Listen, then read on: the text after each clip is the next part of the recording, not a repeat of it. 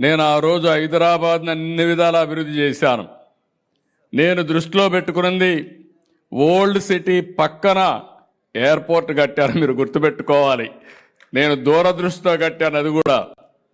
అదే మరి ఒక ఔటర్ రింగ్ రోడ్ వేస్తే ఈరోజు మీరు చూస్తే హైదరాబాద్లో ఉండే ముస్లిమ్స్ అంతా బ్రహ్మాండంగా కోటీశ్వరులు లక్షాధికారులు అయ్యారంటే అది ఆ రోజు నేను చేసిన పని అని చెప్పి నేను మీకు తెలియజేస్తున్నా.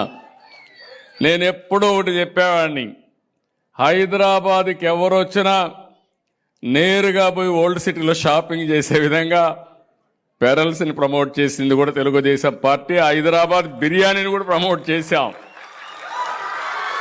ప్రపంచం మొత్తం హైదరాబాద్ బిర్యానీ అంటే దానికి ఒక ఛాంప్ క్రియేట్ చేసే పరిస్థితికి వచ్చామంటే, ఇంకొక పక్క ఆ రోజు ప్యాలెస్ ఉంటే, పలక్నవా ప్యాలెస్ ఉంటే నిజాం సంస్కృతిని కాపాడడానికి ఒక బ్రహ్మాండమైన హోటల్ పెట్టి దాన్ని కూడా పరిరక్షించామని చెప్పి కూడా నేను మీకు తెలియజేస్తాను. ఒకటి రెండు కాదు, నేను వారసత్వాన్ని కాపాడడం కోసం అన్ని విధాల ప్రయత్నం చేశాం.